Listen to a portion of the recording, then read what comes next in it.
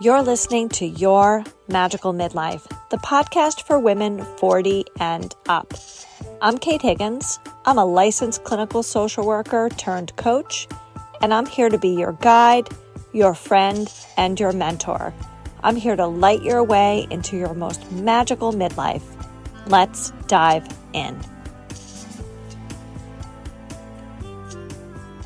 Today, I want to talk about what to do when the world feels really hard. Now, right now, as of this recording, it feels very unstable. The world does not feel necessarily safe. There's conflicts in several parts of the world. In the United States, things feel uncertain, unstable, unhappy, difficult. And if you're listening to this in the United States, we live in a very wealthy and developed country, and we don't live with day-to-day conflict, unlike other parts of the world, like the Ukraine or Israel, where there is constant fighting, constant war, constant strife. So we are so very lucky. And I want to take a moment to acknowledge the fortune that we live in, as many problems that we have in this country. This country's not perfect by far.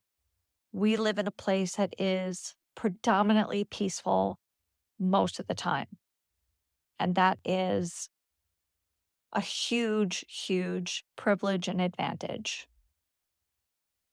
When we hear about turbulence all over the world and we get a constant barrage of news, it's hard to digest it. It's hard to understand it. It's hard to have that consistent input about how terrible other places are and how hard it is for other people and how much suffering there is. And it's really overwhelming. It's really overwhelming. And you know that old saying, put the oxygen mask on yourself first? It doesn't, always feel like that's the right thing to do, even though it is. It really is. You can't help anybody if you don't put your own oxygen mask on first. But it feels like self-indulgent or selfish to take care of yourself.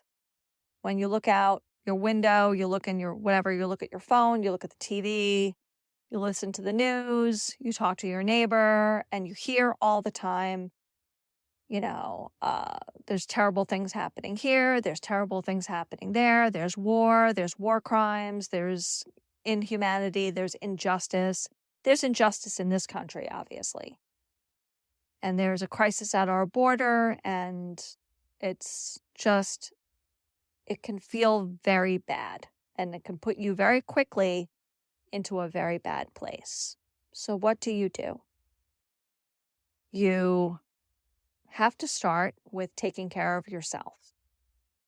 And then once you take care of yourself, and that can be as simple as getting enough sleep, eating a good meal, getting a walk in, taking a shower, whatever you need to do, small and simple. Then the next ripple out is to be kind to the people immediately around you. Even if that is a stranger in the supermarket who's rude to you, someone who cuts you off in traffic, someone in line at the post office, wherever it is.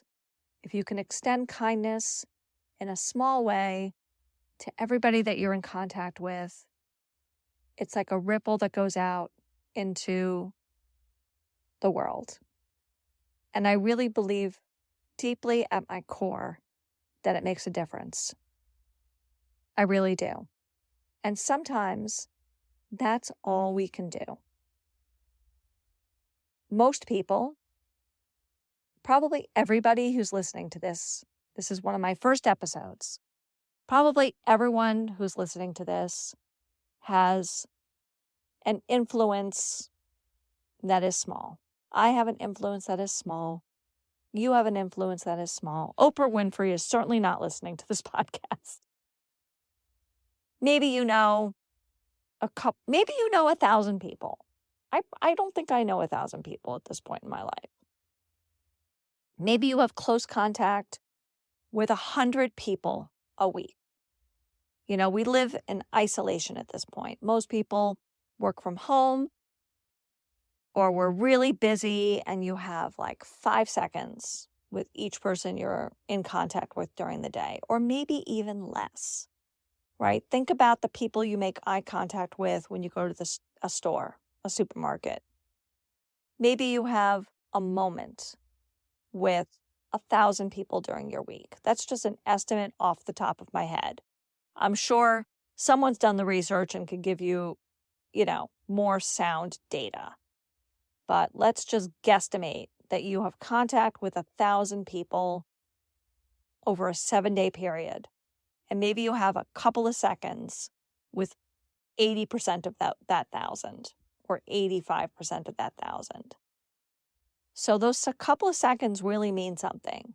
Maybe you look at somebody and you just convey kindness towards them.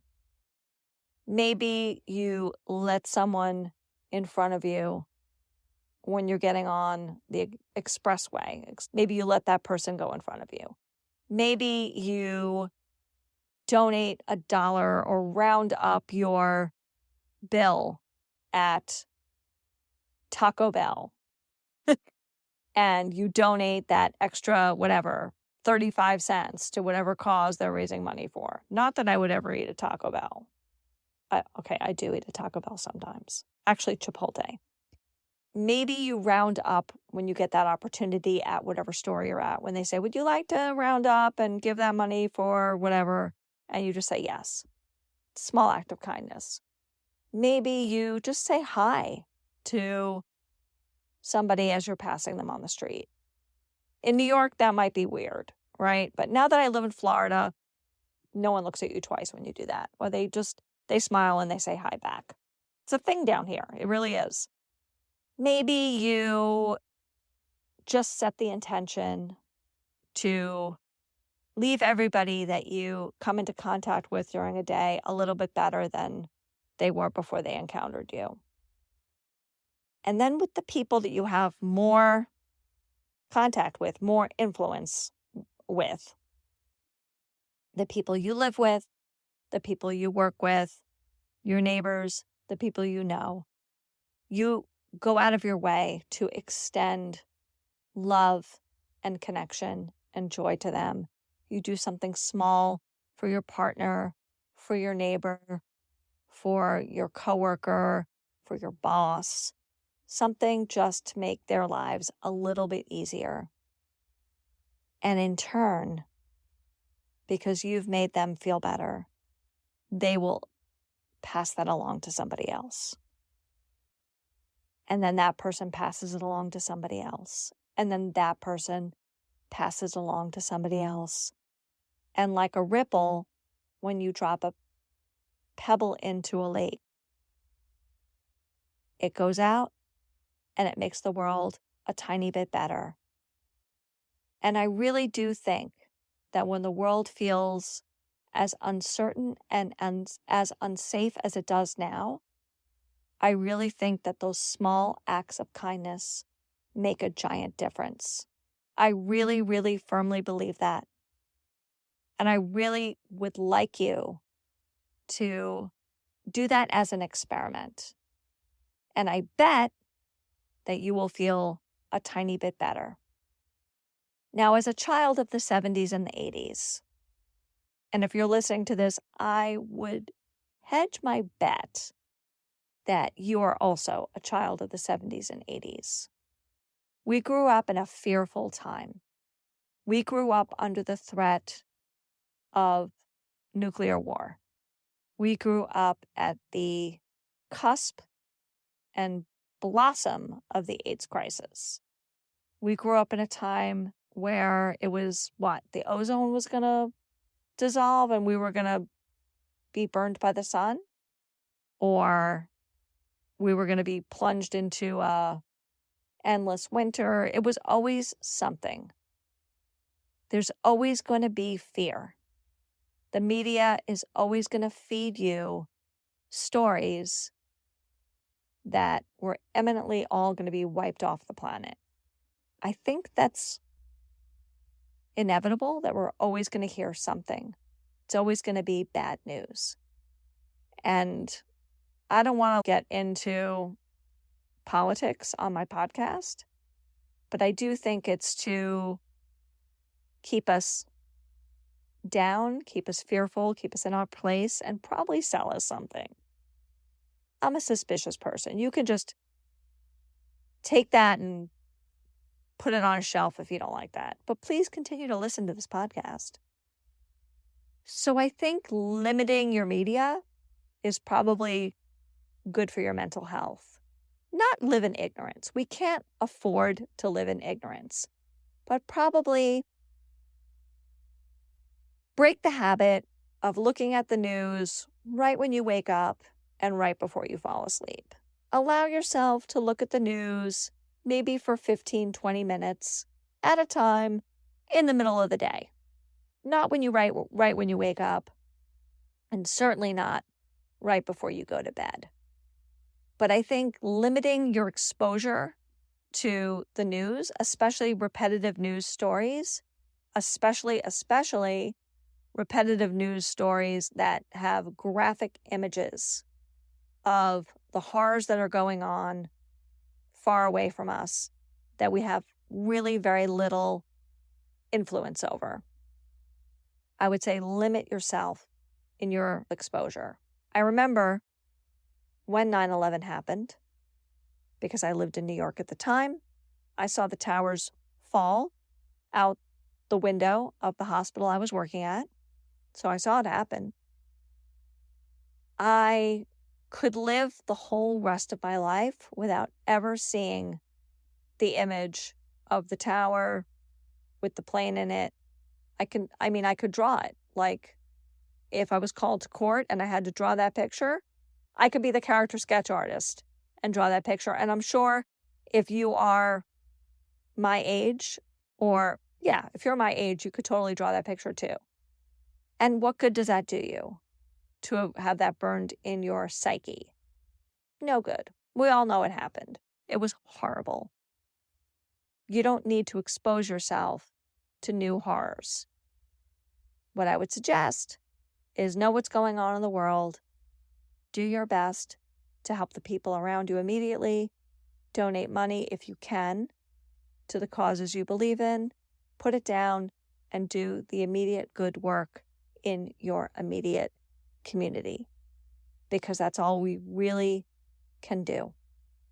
Unless you're willing to, join Doctors Without Borders or a humanitarian organization and get boots on the ground. If you're willing to do that, congratulations, you're absolutely amazing. But most of us probably won't choose to do that or aren't in a position that we can do that. So do what you can and be kind to the people around you and be kind to yourself. Don't forget to include yourself, because we have to replenish ourselves so that we can fill the people around us with as much love as we can. On that note, I'm going to pull a card for this episode. Take a moment to focus. Take a moment to be open to whatever hints the cards are going to give us. And our card for this episode is the Queen of Wands. The Queen of Wands can wait it out. She is incredibly patient. She is loyal. She is fierce and fiery. And she is all about the long game. She is all about the patience to know that whatever is coming to her is worth waiting for. And she will hold her ground. She will hold her value. She will wait until she gets what is worthy of her. And that is our card for this week and this episode. Thanks again for listening to Your Magical Midlife. I'm Kate Higgins, your host. You can follow me on Instagram at Your Magical Midlife. You can check out my offerings on my website, www.yourmagicalmidlife.com. I offer one-to-one coaching, group coaching, retreats, a blog, and this podcast. Please remember to like, rate, and review to keep me in those algorithms. Have a great week. See you soon.